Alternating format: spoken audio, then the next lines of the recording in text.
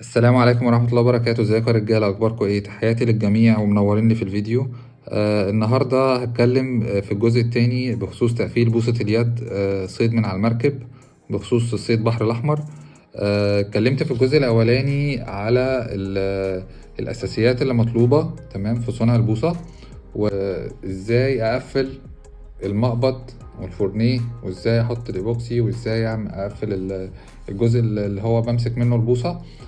اما الجزء دوت انا هتكلم فيه ازاي اركب الحلقة تمام، واحط الخيط واحط عليه الايبوكسي عشان كده تبقى كملة البوصة تماما، وتبقى مش فاضل غير اني اجربها.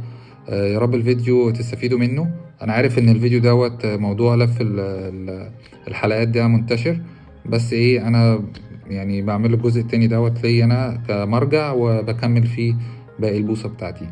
ويا رب تستفيدوا منه ان شاء الله، وخلينا نبتدي كده مع بعض. دي بوصة سبيننج تمام، بس قبل ما اركب انا عملت حاجة كده سريعا، رشيت جزء منها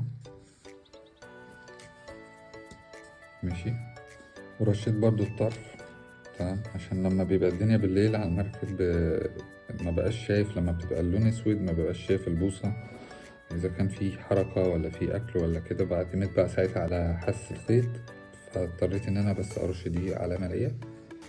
دي الإضافة اللي أنا زودتها في تركيب الحلقات. دي سبيننج، فالمكنة هتبقى من تحت تمام، والحلقات هتبقى موازية ليها. وبناء على الانحناء بتاع البوصة أنا ببتدي أحدد عدد الحلقات اللي أنا محتاجها. فأنا احتجت دول زي ما انتوا شايفين، وبرضه بحطهم قصاد بعض كده قبل ما أركبهم وأشوفهم مناسبين ولا لأ من ناحية مخرج الخيط. طبعا جايب حلقات مشكلة، فبعد ما انا ما اخترت الحلقات دي، وبرضو مختار الحلقة ديت على اساس ان هي تسقيط تمام مش جيج.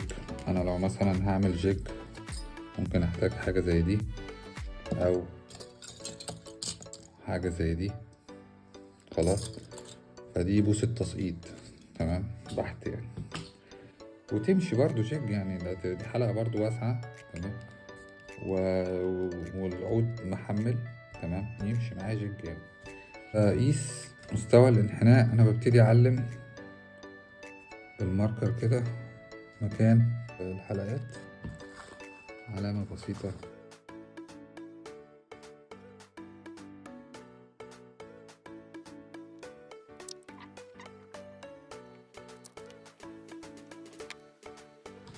أنا خدت العلامات.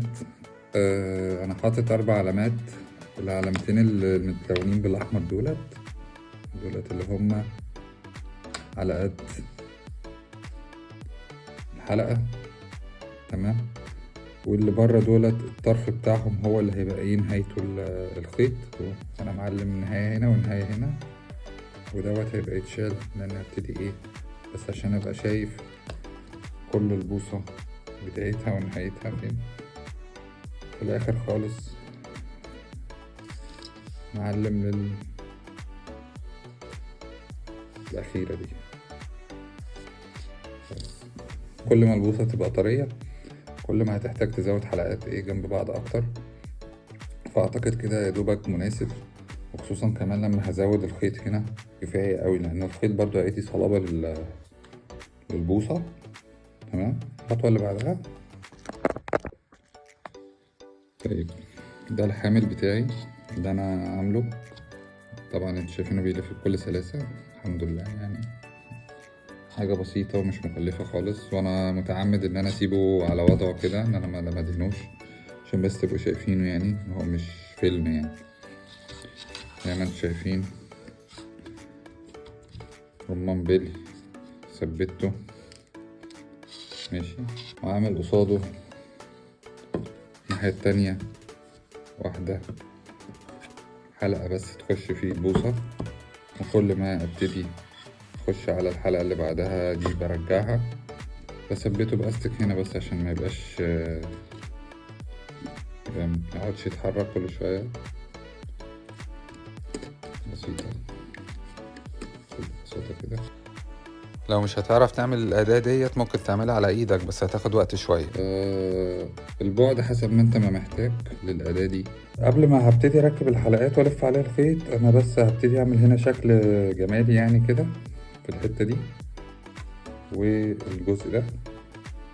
خلينا نروح على الخطوة اللي بعدها. هحتاج ايه؟ هحتاج اللزق.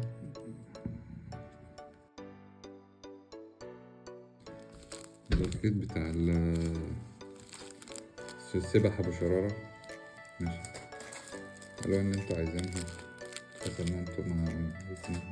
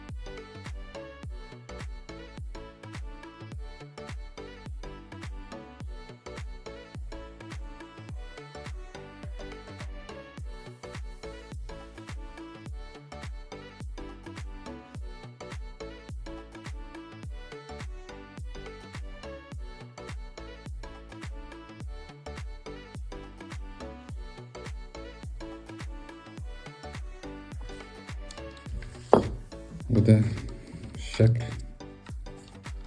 اللي انا عملته. بعد كده احط عليه الايبوكسي.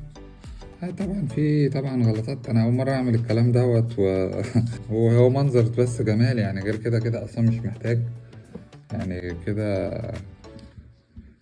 حاجه دلع خالص يعني. هعيد نفس الكرة هنا في الجزء ده. ماشي، خليني اوريهولكوا بعد ما اعمله.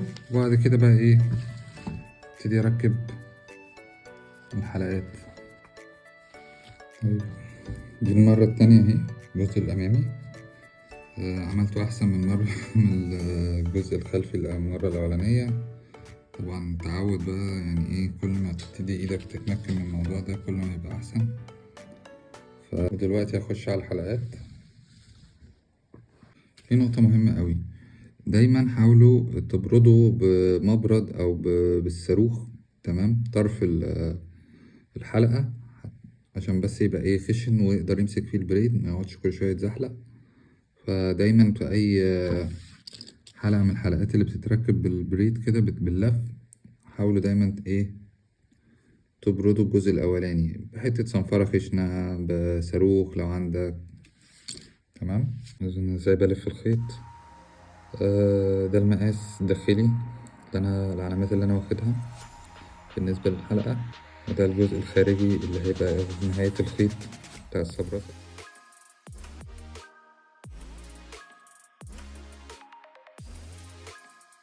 أول ما الخيط يبتدي يلف على نص الإيد بتاعت الحلقة دي هرجع تاني أشوف بس إن هي مظبوطة ولا لأ قبل ما تبقى ضغطت عليها خالص. أفك بقى اللزق اللي هو العلامة اللي تحت دي، مش محتاجة اهو. بعدين بنجيب الخيط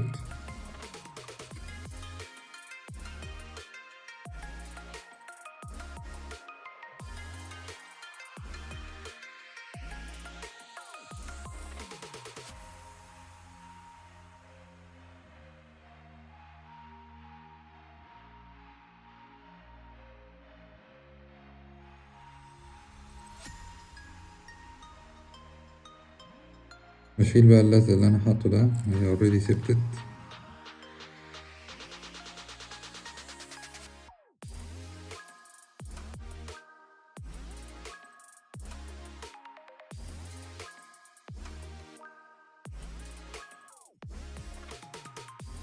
بس هاجي مثلا المسافة دي كفاية، بجيب حتة بريد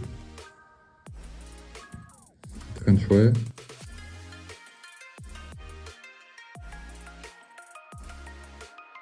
ضغط على البريد وابتدي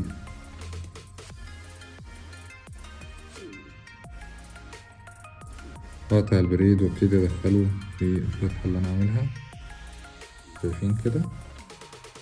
ثبت ايدي واشد طرف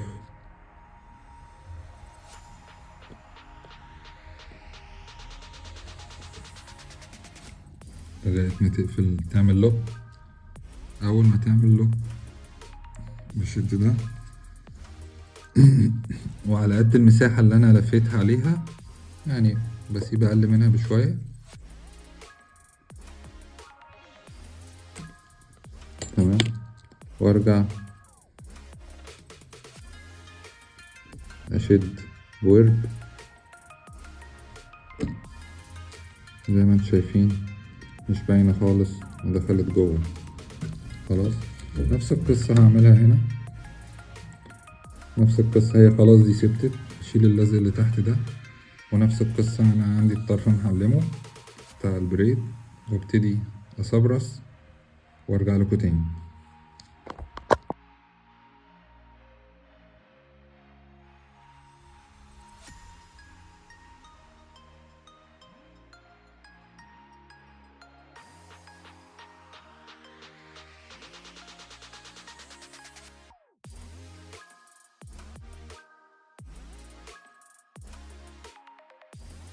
ده المنظر النهائي بعد صبرسة العقل. تمام.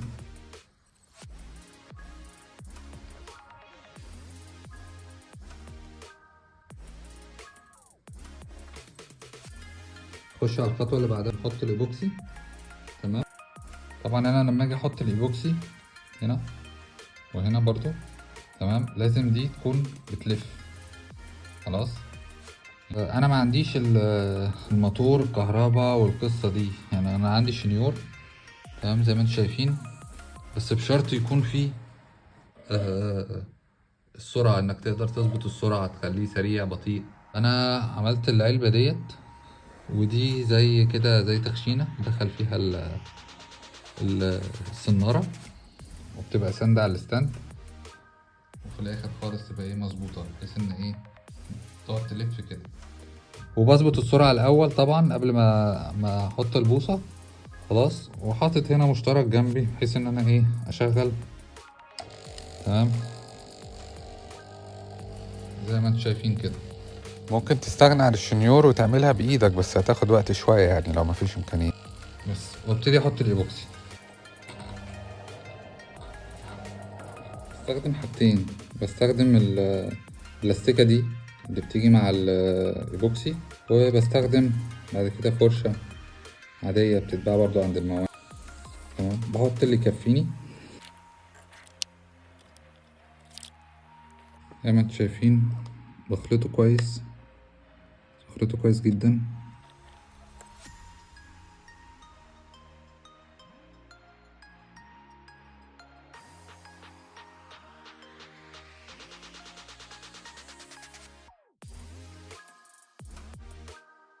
بقى تقعد تلف كده لغاية ما الايبوكسي ينشف، بحيث ان مفيش حاجة خالص تكلكع يعني.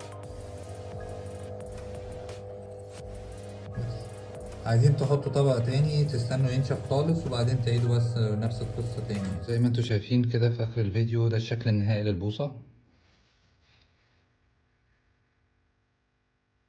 تمام. بعد ما حطينا الايبوكسي،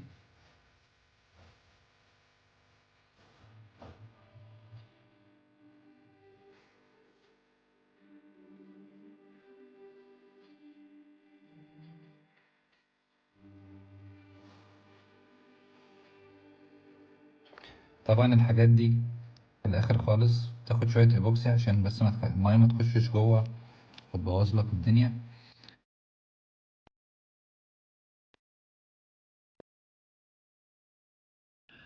بس يا رجالة وكده، دي كانت النتيجة الأخيرة. الحمد لله كده أنا أعتبر خلصت تجميع البوصة من الألف للياء. يا رب تكونوا استفدتوا وما تكونش ضيعت وقتكم، وتكون حتى ولو بإفادة بسيطة. وإن شاء الله هجربها. لو في أي حاجة حصلت منها مثلا باظت، حاجة اتكسرت، الكلام ده كله هنزله برضو في الفيديو. وطبعا بما انكم وصلتوا لنهاية الفيديو فانا بحب اشكركم، وتحياتي ليكم، وان شاء الله نتقابل على خير في فيديوهات تانية بإذن الله. السلام عليكم.